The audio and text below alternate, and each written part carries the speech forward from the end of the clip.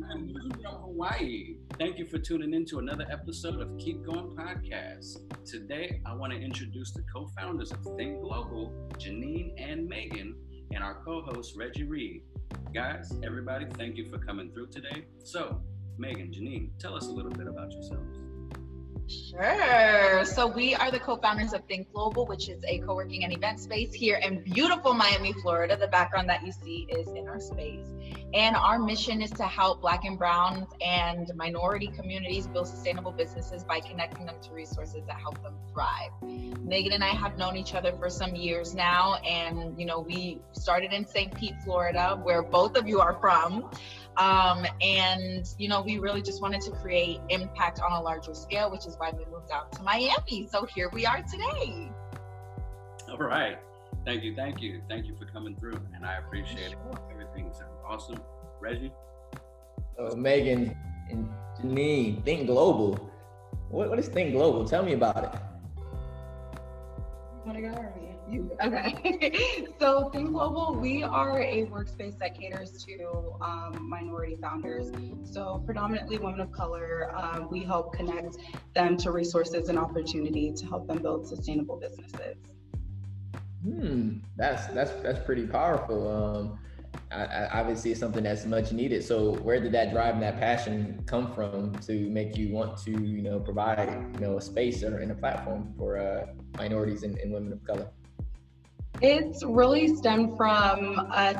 One, I think it really came from working at a workspace. There were no minorities. In St. Petersburg, Florida, where there were no minorities, whether it was women and especially just people of color in general. And when we started our pop-up concept, we really realized that it was the same thing. Like, we catered to majority Caucasian women, white women. They were 90% of our demographic. And so we saw that as a big gap and opportunity to, one, build something that has a social impact mission and really help individuals that look like us. It makes us happy.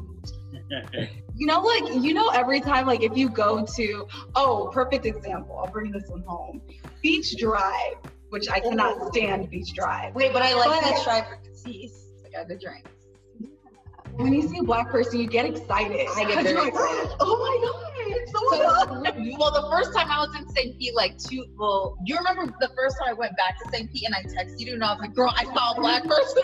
I saw 2 Black people in downtown St. Pete in one day. So I was like, oh, that's great.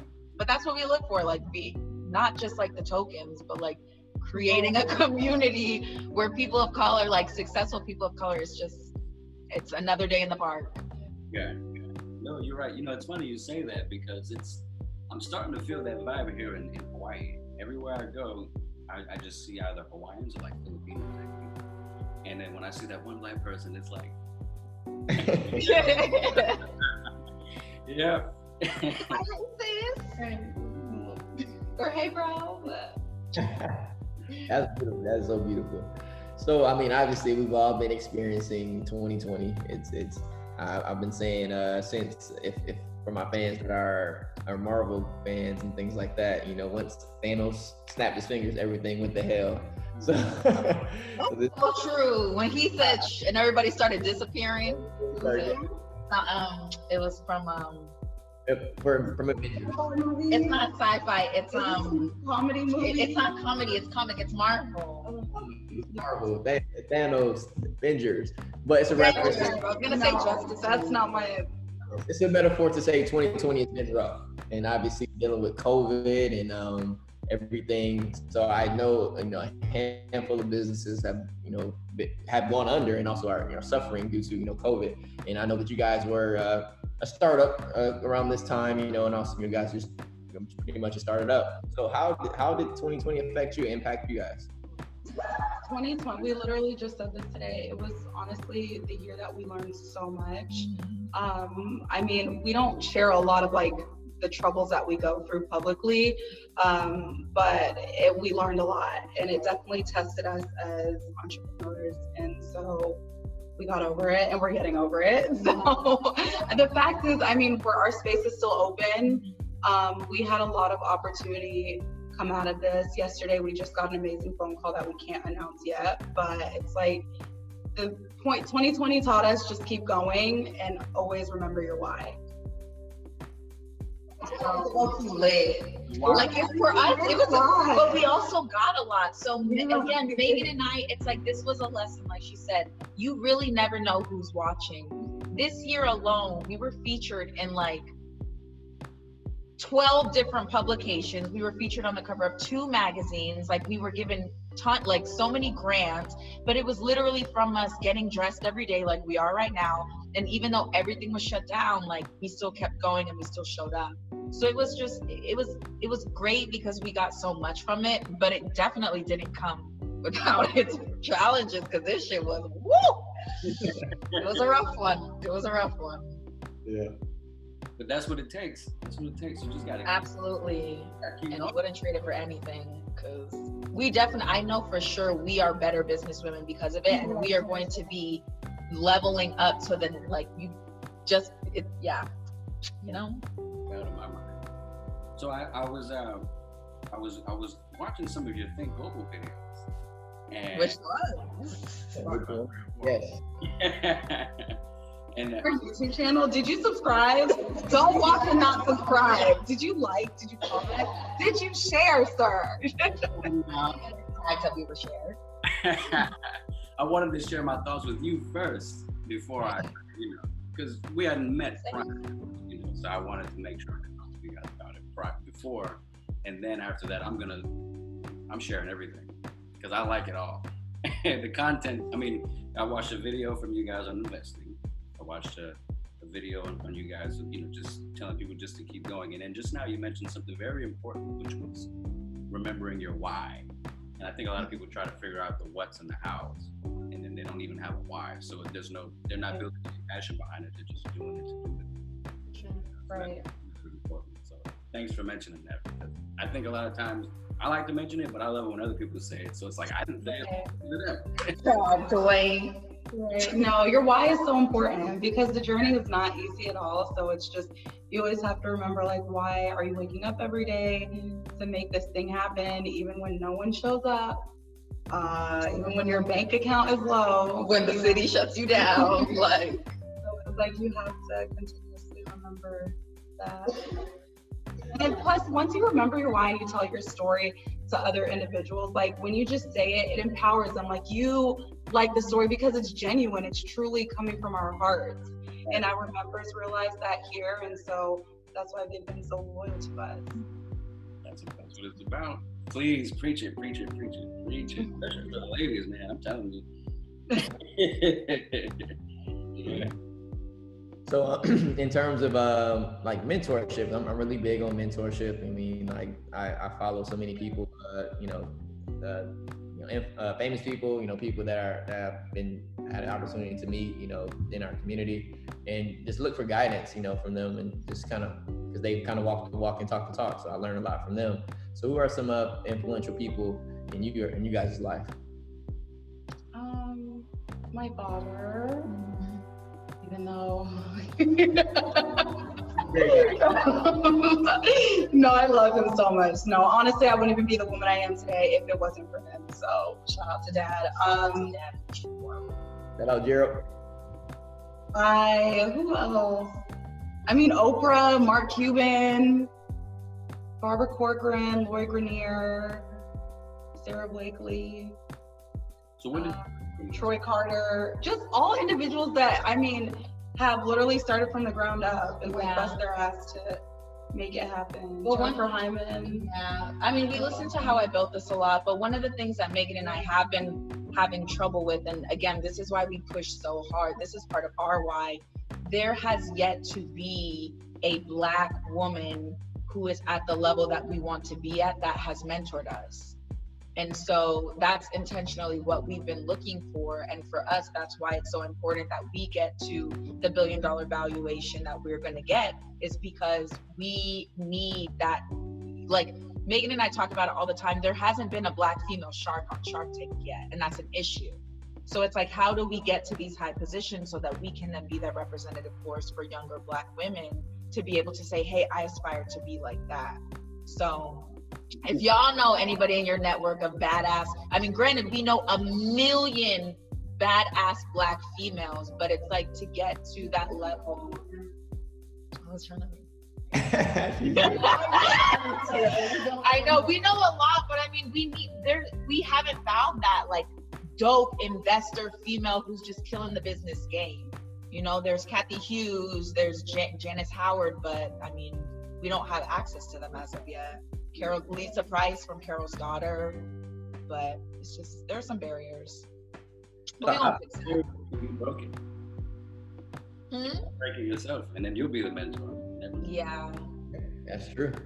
Now I've literally seen you guys like from the beginning, and like your social media on your Instagram, you have 3,000 followers. Like people are really engaged. Loyal followers. they are loyal followers. They've been following us from the beginning. Organic, yeah, that's the beauty of it. They're organic.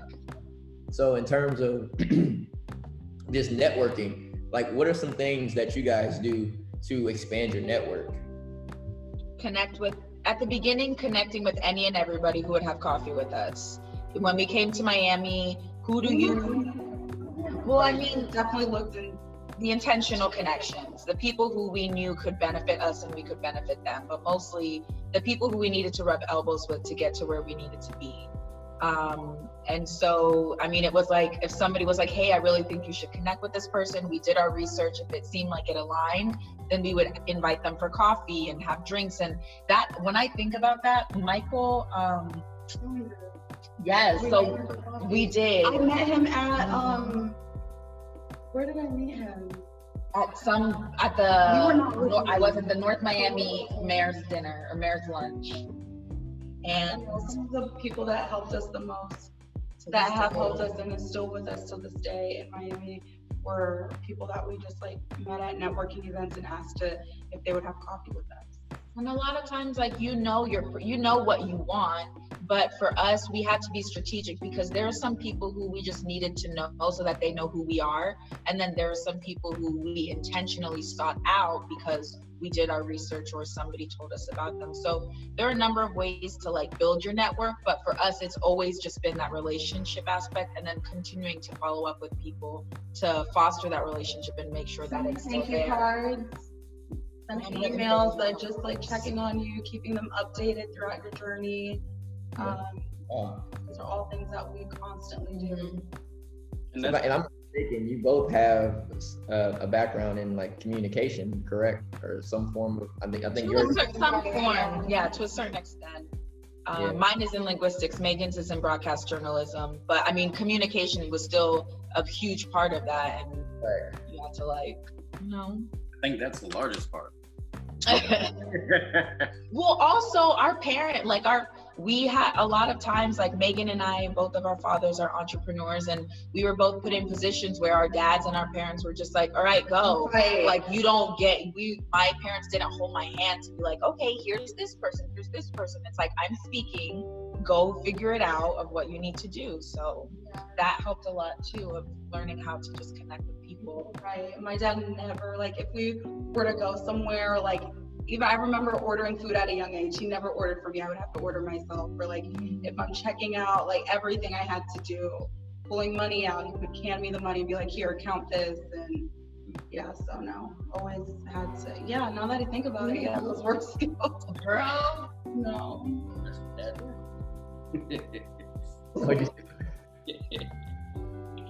Oh man. Oh, okay. So what would you, now I know you said prior to this that you don't want to talk about your, like the challenges in depth, and that's fine. But what would you say, not just this year, but overall since you started, has been one of the biggest challenges, and how did you overcome it? Not understanding lease language. Yeah. When it comes to real estate, that was the biggest challenge to overcome, and finding just trusted people, whether it's an attorney or a real estate agent or an architect, a GC, just finding honest people that you can trust. That was, I would say, the biggest thing we had to overcome. Absolutely. And then, I mean, I wouldn't say that we don't want to talk about it, because we've talked about it. It's just not the forefront of our story. We like to focus on the positive It's a small piece. I mean, there were things personally that we went through, like professionally. I mean, it's just been crazy, but Maghan and I are very similar, and that's why our partnership works so well, is because we never let anything defeat us, because we don't like failure. Yes, things happen, but we always fail forward. It's like, okay, we had this shit happen with the landlord. We misunderstood some things because we were brand new. How do we learn from it and move forward so that it doesn't happen again? And that's just always been the mentality that both of us have had. So it's like, I mean, like she said, that was probably the biggest challenge this year. But among that, there were a ton more. That's just, you just had to kind of figure it out as you go.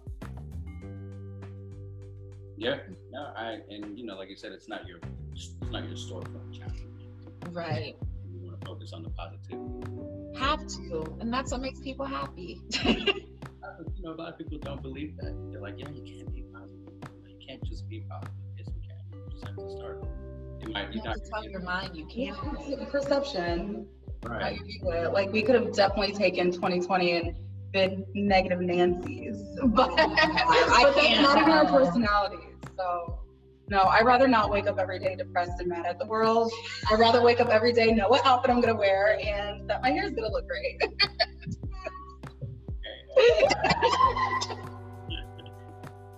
No matter what's happening. You look good, you feel good, and then you keep pushing, and that's pretty much it. It is. Oh, I know. Let me just tell y'all real quick. So on a personal level, I had to cut my hair a couple months ago. Oh, maybe you saw it. So I had to cut my hair a couple months ago. So your girl has some hair. Follow me on Instagram. But I had to cut my hair off. And so that was a challenge for me, is that I wasn't feeling as like confident, and like I had to really just kind of come into that. Long story short, to go to acknowledge Megan's point, when I got my hair braided, y'all couldn't tell me nothing. I was sitting at the bar, I got my drinks paid for by a new friend, and it's just like, it made a difference because I felt comfortable. So I I know she was just joking around, but it's true. Like, when you do look good, you feel good. About your like the way in which you were presenting. Oh, okay. I know. Yeah, all of that. No, I know. But the way in which it was presented, it was like funny, it was cute, but it's like a real thing. It's a real thing. It is. Would you say too, just being in Miami, I know, Jenny, are you from Orlando? Mm-hmm. And obviously Megan from St. Pete. Just being in Miami, does that change your vibe, your spirit, how you walk, how you talk, how you dress? It makes me I would say I'm a little more on edge. When it comes to like talking to people, I'm a little like, I'm not as like giddy anymore like I used to be. Yeah, what do you need? So I'm definitely not like this when I'm doing business with people. Because you just never know. How we dress is the same as how we dressed in St. Pete. We're the same people. We're just a little more vigilant about how we approach the situations. And that's the best way I know how to describe it. That's a good word. Unexpected. Mm-hmm. Oh yeah. How did you two come about getting started in this industry that you're developing? We met at a workspace, and we really like the idea of just building community, and so that's kind of how we ended up in this. And we knew that we could execute better because we knew that we knew how we wanted people to feel when they come to a space like this. And we knew also that the benefit of being in a space that's super positive with people who actually care about what you're building, how that can benefit you as an entrepreneur. And so based on the spaces that we've gone to, either the corporate spaces or the boutique spaces, we always knew that we could do it better because we're really good at making people feel great about themselves. And so that's kind of how we built up on it. And then we, again, realized that we wanted to make an impact on a much larger level. And we knew in order to do that, especially in Black and Brown communities, you needed to have some type of space that wasn't the rec center or that wasn't Booker T. Washington gym, but like a dope space with intentionally, beautiful design so that people can get their creativity going and then be able to create a sustainable business. So that's just kind of how we started, and we're shifting into more the digital side now, because people are messaging us. Megan gets like 4 messages a day. I get some emails on LinkedIn, and it's just like they want to consume the content that we're putting out there. So it's also being able to then impact not only on the real estate side, but also just on a larger global scale. Yeah. I'm gonna have to go back and take notes on that. Yeah. Like I said, you can tell, and I think the reason why you guys are very successful in what you do, you guys are effective communicators, and I think you guys do a very good job at getting your point across, and that's half the battle in entrepreneurship. Is making someone feel what you feel internally, that is a great idea. And again, I just like the way you guys communicate is very, very well. So continue doing no problem. But honestly, like, got you guys being, 2 Black women in business. You're in Miami. So just for our viewers who are also interested in, starting their own, what advice specifically would you provide to women of color who is interested in starting their own business? To start and don't stop. That's what I mean. I think it's pretty simple. You just have to start. And once you start, you're going to learn so much along the way, and don't stop. And don't allow yourself to be a victim to, like, shit's gonna happen regardless. Like, one of my friends called me and she was freaking out yesterday, and I'm like, girl, this is part of business. Like, but again, and I was literally where she was. Like, sometimes if something really bad happens, we'll freak out, don't get me wrong. But again, 2020 has been such a blessing to us because we don't react the same way to things as we did a year ago or even 6 months ago.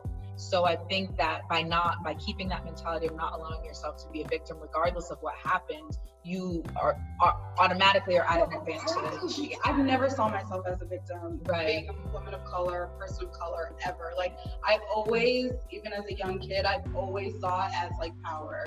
Whether I was on a soccer team, in a classroom, I always saw it as power because of, like, one, I stand out. I'm the only pop of color in the room. And so, I mean, I think a lot of people, like, going back to what Jeanine said, like, playing the whole victim, it just hinders your growth. And it's ridiculous because a lot of people probably aren't even thinking what you're thinking. And so anyone, whoever you are, a lot of entrepreneurs go through the same bullshit all the time. So it's just, you have to get through the pain points and not think like, oh, I'm being treated this way because I'm a person of color, I'm a woman, or these guys they're looking at me weird. And it's just, no, if you think that, it's gonna stop. And even if you are being treated differently because you're a person of color, like, get over it. It's gonna happen.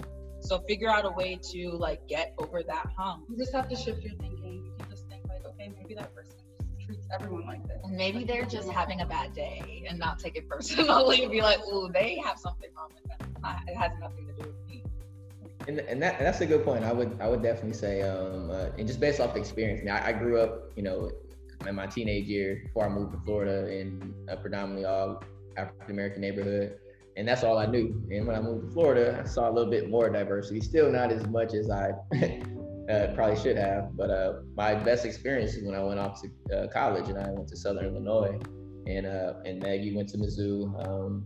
You went to UCF, maybe? Florida State, baby. Yeah, don't. So, obviously, those are large universities, institutions, very diverse. And for me, that was a blessing because I was forced to interact with people who looked different from me, thought different from me, and had different experiences.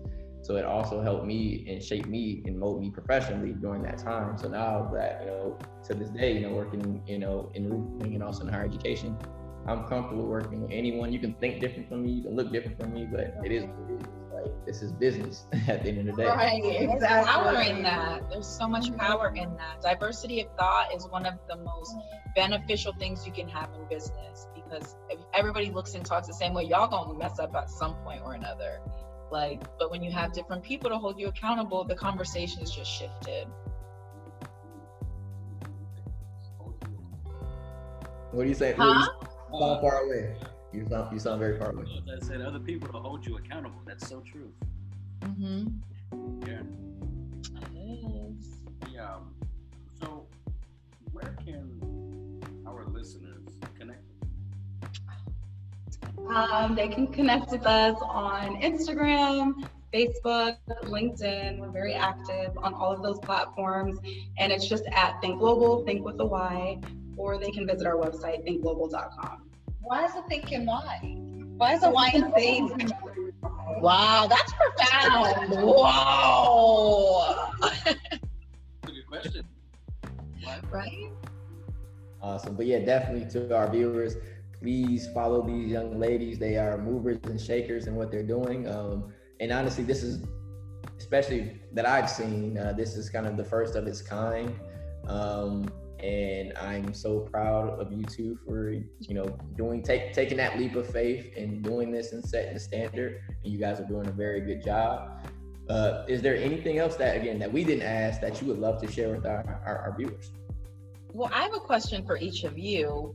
What is your advice for somebody who's starting an entrepreneurship? Because it's called Keep Going, right? So what is your advice to your own viewers? Ooh. You want to start on that, Louis? I'm straight up. Just finish what you start. I believe in one, being positive. I even wrote a book.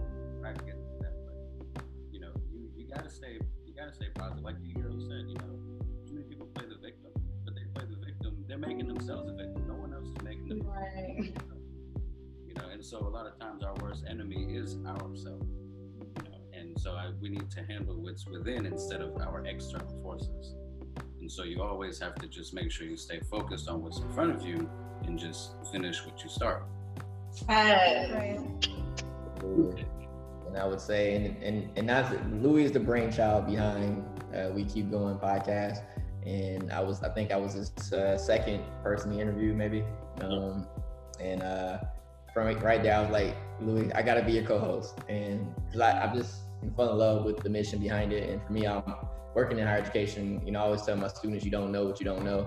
And so many, people, black, white, doesn't matter, that if you never experienced it, how do you know that you can do it? I try to expose as many people to different industries, careers, people as possible, so they can become inspired and they can say, hey, I can do that too. Because that will happen with me. I mean, that's how I was able to, play basketball for as long as I did, because someone like Allen Iverson on TV inspired me because he came from similar backgrounds. So I just took that motivation and passion and I started applying it to other areas of my life. And, here we go. So again, I just want to make sure that, people, especially, because again, people, they look at someone and be like, hey, I can do that because I look like them, and that's human nature. It is what it is. So, I mean, just for you guys doing what you do, this is very powerful. This is very impactful. And I hope our viewers can take something from this and get inspired and keep going. Keep going. I have to say though, Reggie might call me the brainchild behind this, but he has a lot of value to this movement, and he might not recognize it, but I do. And it's like you ladies, like right now I've been listening to you on this podcast, and your communication is like pow, and then so like I get that same vibe from Reggie, and I see the way he builds relationships with people, and I'm learning through him, I'm learning from him, and I've learned a lot from you women as well on here. So thank you. Thanks for. Thank you. Dope. All right. So let's close it out, Louis. Do you think? Yeah. I mean, I don't really have much more to close out. I do want to thank you both for coming here. I know you're super busy, and I love what you got going on. Keep it up. And I have a feeling that you're going to end up breaking that barrier you were talking about. And I have a feeling you're going to mentor a lot of young women in the future. Thank you. Yes, you can send my bottle of tequila to Thynk Global. Already. Your shoes. Hawaii's best. Tequila shoes. No inch. I can't wear heels Under 4 or 5 inches. Oh. Thank you guys so much for having us. We appreciate you. Yeah, no, always remember, keep going.